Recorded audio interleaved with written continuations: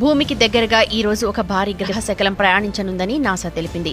కుతుబ్ మినార్ కు డబుల్ సైజులో ఉన్న ఈ గ్రహశకలం భూమికి 4 మిలియన్ మైళ్ల దగ్గరగా ప్రయాణించనుందని అంచనా. దీనికి నాసా 2024 CJ-8 అని పేరు పెట్టింది. అమెరికాలోని నాసా జెట్ ప్రొపల్షన్ ల్యాబొరేటరీ వివరాల ప్రకారం ఈ గ్రహశకలం 66 లక్షల కిలోమీటర్ల దూరం నుంచి ప్రయాణిస్తోంది. దీని వేగం ఏకంగా గంటకు 43,000 కిలోమీటర్లు. సాధారణంగా ఆస్ట్రాయిడ్ సైజు 140 మీటర్ల కంటే ఎక్కువగా ఉండి భూమికి 46 లక్షల కిలోమీటర్ల లోపు దూరం నుంచి వెళ్లే అవకాశం ఉంటే దీన్ని ప్రమాదంగా పరిగణిస్తారు. ఇది మధ్యలో ఉంది కాబట్టి ప్రస్తుతానికి దీన్ని చాలా జాగ్రత్తగా పర్యవేక్షిస్తున్నారు.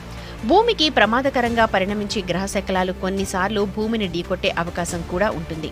గ్రహశకలం సైజు, భూమి కక్షకు, వాటికి మధ్య దూరాన్ని బట్టి ఇవి ప్రమాదకరమైనవో కాదో గుర్తిస్తారు.